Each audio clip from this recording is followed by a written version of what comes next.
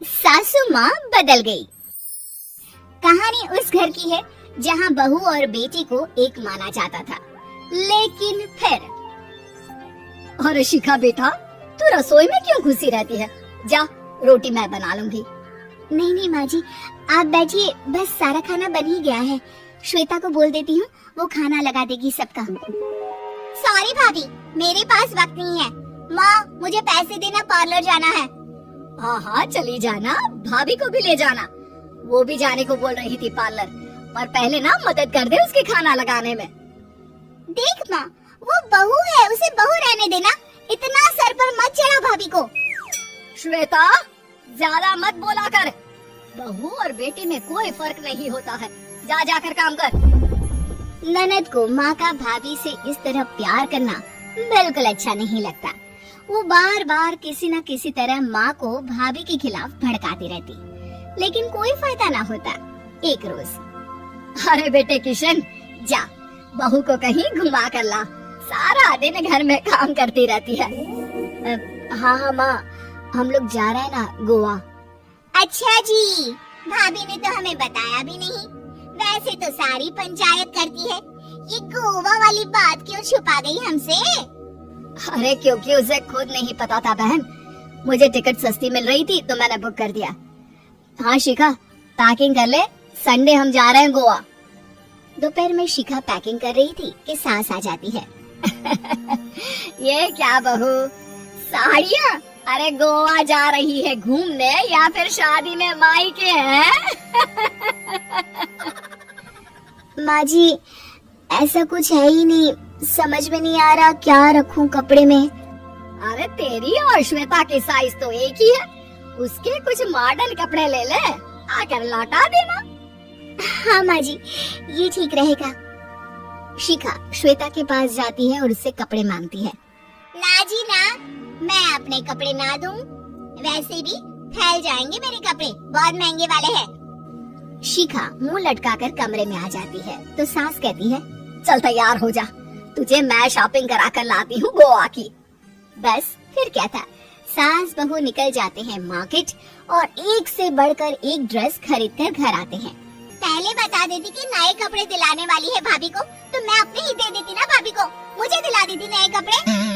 देख श्वेता, परिवार का मतलब सबके साथ रहना होता है, ना कि सिर्फ अपना सोचना। वैसे भी तुझे अच्छे संस्कार सीखने चाहिए। और रही बात कपड़ों की, तो शिखा, आज से घर पर भी तू मॉडर्न कपड़े ही पहनेगी। कोई जरूरत नहीं है ये साड़ी वाड़ी लपेटने की। अब क्या था, घर पर श्वेता और शिखा एक जैसे रहते। एक बार पड़ोसन आती है। अरे बेटा, अपनी माँ को तो बुलाना जरा, बात करनी है। शिखा सास को बताती है और रसोई में चली जाती है। ये आपकी बेटी बहुत बड़ी हो गई है, इसके लिए एक रिश्ता है, कहो तो बता दूं। ये बेटी नहीं बहू है, घर में सब एक जैसा ही रहता है। वैसे मेरी बेटी भी बड़ी हो गई है, कोई रिश्ता हो तो जरूर बताना। पड़ोसन रिश्ता लेकर उन लोगों के घर आती है। तब श्वेता की होने वाली सास कहती है, तो ये घर है, कितने मंजिल का है? और ये बहू ने आपकी क्या पहन रखा है, जीन्स टॉप? अरे भाई, साड़ी वाड़ी नहीं है क्या इसके पास? देखिए, सर्दी है तो साड़ी में बहू कैसे मैनेज करती, वैसे पहनती है साड़ी भी।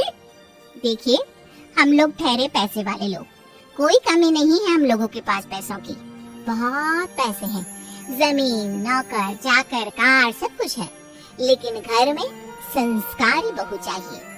समझ रही है ना आप? सास कुछ कहती कि श्वेता बोल पड़ती है, हाय रे, नौकर चाकर से लेकर जमीन, कार, पैसा, हाँ, मुझे रिश्ता मंजूर है, मंजूर है मुझे। अरे रुक जा श्वेता, मैं बात कर रही हूँ ना। देखिए, हम लोगों के घर इतनी आजादी नहीं मिलेगी। अरे हाँ कर देना माँ, हाँ कर दे जल्दी से। सास क्या करती, बेटी की शादी ऐसे घर में कर देती है जहाँ ना उनके विचार मिलते हैं और ना ही आचार। शादी के बाद एक रोज फोन पर, श्वेता बेटा, एक बार घर आ जा, बहुत दिल करता है तुझे देखने का। माँ, वो घर पर बहुत काम होता है, कैसे आऊँ? बड़ा घर है, लेकिन आने जाने वालों की लाइन ही लगी रहती है। बेटा मैं तो जानती थी उस घर का हाल, लेकिन तू ही नहीं मान रही थी। माँ देख, हर घर का यही हाल है। तेरी बेटी को यहाँ घूंघट हटाने की परमिशन नहीं है और एक तरफ भाभी स्कर्ट पहनकर घूम रही है। बेटा मुझे क्या पता था कि मेरी बेटी को ससुराल के नाम पर पिंजरा मिल जाएगा।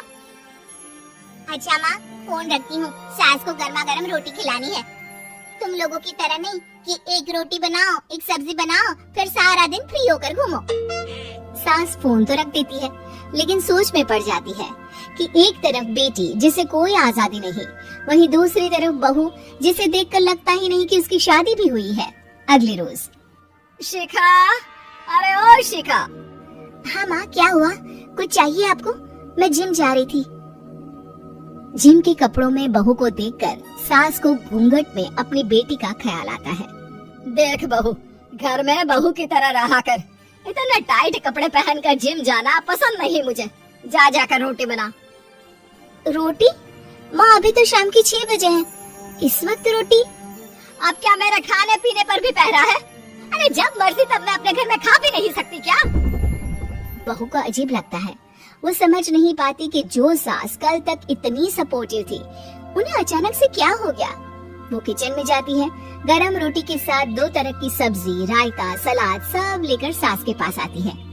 माँ जी, खाना। इतना सारा खाना? राक्षस समझा है क्या मुझे? रोटी मांगी थी मैंने गर्मा गरम बस। पर माँ जी, रोटी खाती किससे आप? सब्जी तो बनानी थी ना। अरे भूख मर गई मेरी तेरी बहस से। जा जाकर काम कर, अंदर पूरी रसोई साफ कर। बहू अंदर चली जाती है। थोड़ी देर में श्वेता घर आती है। अरे शिखा जल्दी से चाय ला, पकवान बना, मेरी बेटी आई है। अरे नहीं नहीं माँ, ड्राइवर बाहर खड़ा है। मैं तो घर का कोई सामान खरीदने के बहाने यहाँ आ गई हूँ, मुझे जाना होगा। अरे बेटा, पर कितने दिनों बाद देख रही हूँ तुझे, रहने आ जाना 2-4 दिन के लिए। आ जाऊंगी माँ, जब मेरी सास मरेगी तब। मैं तो रोज मन्नत मानती हूँ कि मेरी सास मर जाए तो अच्छा है। अच्छा चल, जा रही हूँ माँ। हे भगवान, कैसे कैसे दिन देखने पड़ रहे हैं मेरी बेटी को। सास अंदर जाती है, जहाँ श्वेता की जिम वाली सहेली का फोन आया होता है। क्या बात है, आज जिम नहीं आई? अरे पता नहीं यार, आज माँ को क्या हो गया अचानक। पर खैर कोई नहीं, लगता नहीं कि मैं अब जिम आ पाऊंगी। शिखा स्पीकर पर बात कर रही थी, जिसे सास सुन रही थी। यार ये सास ना होती ही ऐसी है। मैं तो कहती हूँ बुढ़िया जल्दी मरे और तू आराम से जिए। शिखा को सहेली की बात पर गुस्सा आ जाता है। माँ के मरने की कौन सा बच्चा दुआ मांगता है मोहिनी? आगे से ऐसी बात मेरे सामने मत करना। हमारे घर की शोभा ही माँ है। क्या हुआ जो थोड़ी शक्ति दिखा रही है? उसमें भी कोई ना कोई उनकी भलाई ही होगी। मैं तो कहती हूँ भगवान मेरे जैसी सास सबको दे, जो सिर्फ माँ की तरह है। सास वाली तो कोई बात ही नहीं है उनमें। सास ये बात सुन रही थी। उनकी आंख में आंसू आ जाते हैं कि क्यों वो बेटे की किस्मत में बहू को भी भागीदार बना रही थी। शिखा, अरे ओ शिखा, क्या हो गया? जिम नहीं जाना क्या?